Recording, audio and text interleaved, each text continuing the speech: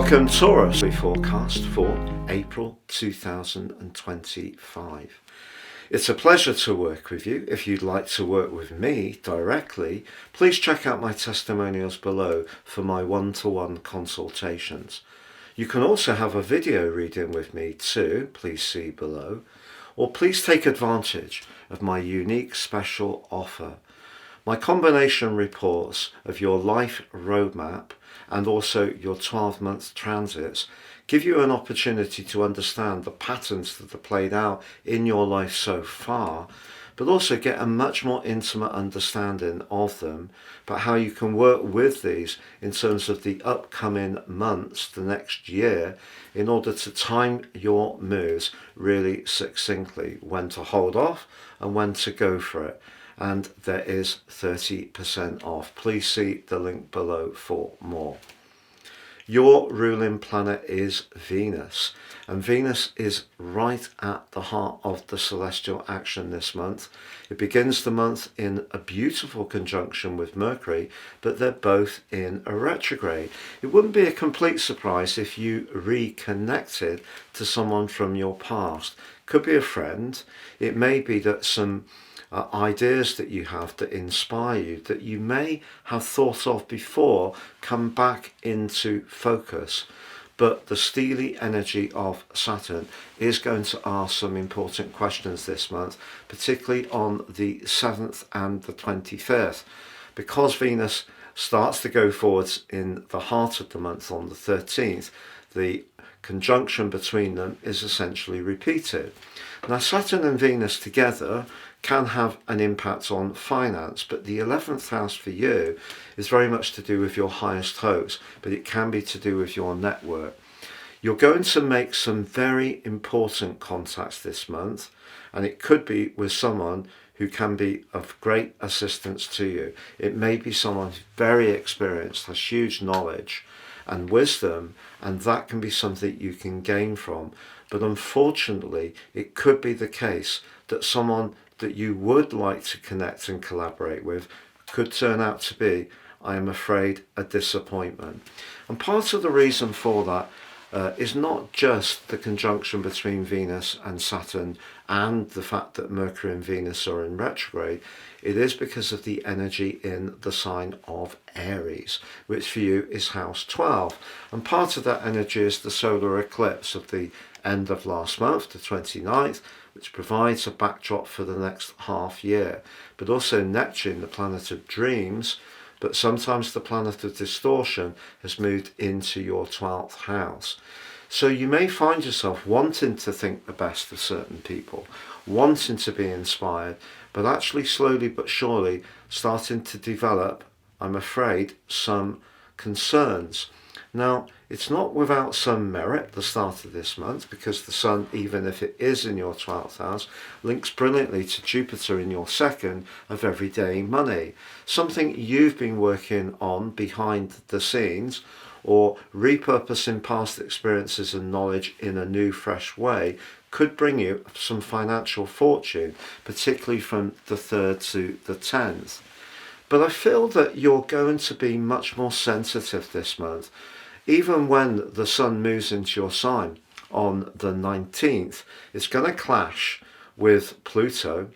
And also we have a full moon on the 13th, which is in the sign of Libra, like Taurus, which is ruled by Venus. So ironically, on the same day, Venus ends the retrograde. What's the implication of that for you? Well, unfortunately, because Mars is in a T-square, but the position of the Sun and also the position of the Moon, if you find out that someone hasn't been very genuine, you might find that your response over the next couple of weeks is quite triggered. You're someone who can be pretty placid, you appreciate stability, you can be very steadfast, but if you're really provoked, you can be much more direct. And if you feel a sense of injustice, it may come out at the heart of this month.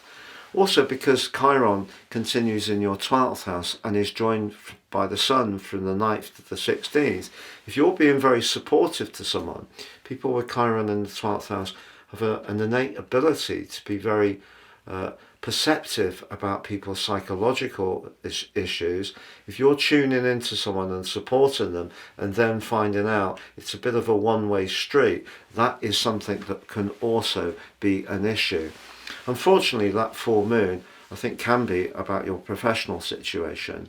And if there is someone who tends to be, on the face of it, very pleasant, but isn't necessarily the most obviously supportive person when other people are around, then read the room. It may be that they are schemers. So watch out for that kind of scheming behavior, because the collective of energy in Pisces could see you wanting to believe the best in people. And that could include a love relationship too.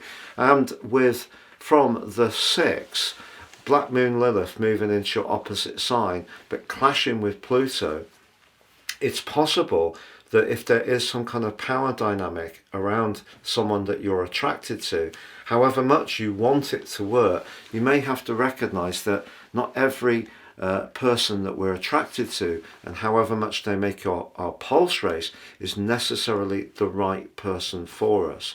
But Mars moves from your sector of everyday thoughts to your sector of home and emotion on the 18th. Hasn't been there from the 6th of January.